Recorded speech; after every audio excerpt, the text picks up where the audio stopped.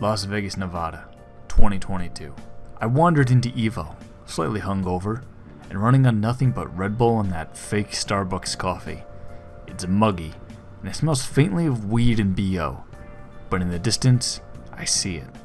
Like a siren, it calls out to me, and after pushing past a bunch of May cosplayers, I arrive at the booth. Bakari Sweat cutouts? And I could win them? Yeah, sign me up. Oh, and Phantom Breaker was there too. You want to know what time it is?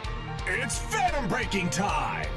For a game with such a large booth in the center of the venue, I assumed that this was for an upcoming fighting game, but it was actually released a few months before Evo. Yeah, so postscript edit, turns out that Phantom Breaker actually came out in 2011 for the Xbox 360, and that Omnia is just the third revision of the game.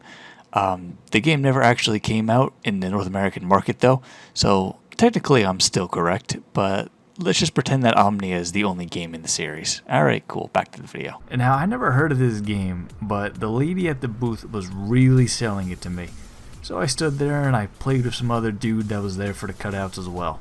My initial impression was, hey, this game, it's alright. But, I just really gotta get to my Grand Blue pools, so I gotta get out of here. So, now here I am, a year later, and once again this game found its way to me. Just like a lost dog. Anyway, let's, check it out. Check it out! Look, I don't know anybody who plays fighting games for the story, unless you're NetherRealms, but you ain't NetherRealms, so I'm not playing the story. Boo! Alright, the gist of the story is that this weirdo guy named Phantom shows up and offers people weapons of, like, demonic origin or something. They're then supposed to duel each other with these weapons, and if they win, they get their wish granted. Tale as old as time. For some, like this office chick, it's really serious as they're trying to find their mother and sister's killer, while others, like this vampire girl, it's just really to become the character that they obsess over. Like, actually become that character. Hey, I knew a girl like that, and no, it was not like the anime. Phantom takes a page from the old school anime fighters and introduces a style system for each character. Quick, hard, and Omnia. Sounds pretty sexy. Unlike games like Melty Blood or Mortal Kombat, these styles don't drastically change the character, but instead change the system mechanics.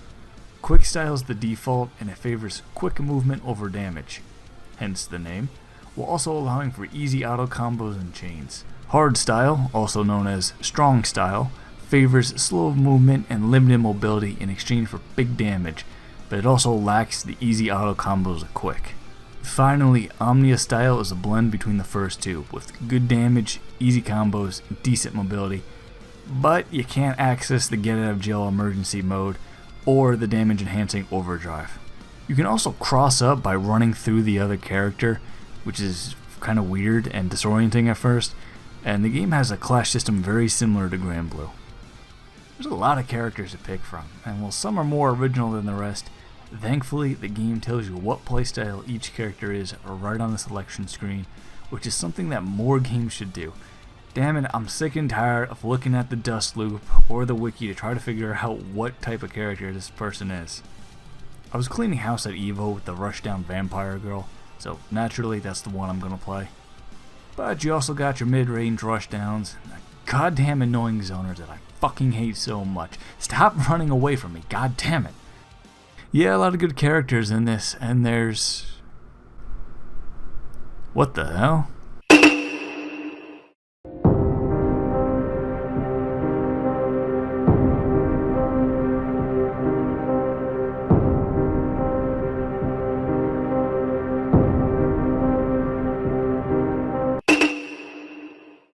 This game has really good music. Like, really good music. And surprisingly so.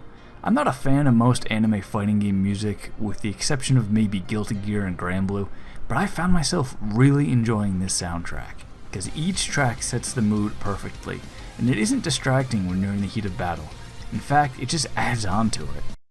The fire in your heart is burning. Round 1. Fight!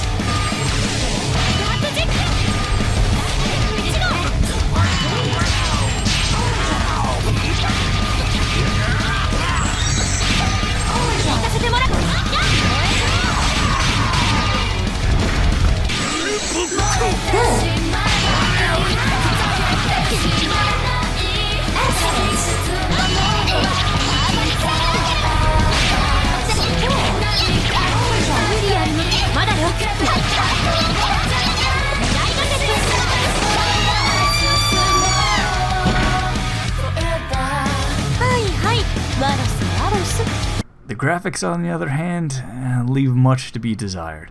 Playing this at EVO, I didn't really notice how off everything looked, but now that it's directly in my face, I'm starting to see the weird 2D, 3D blend going on with some of the characters.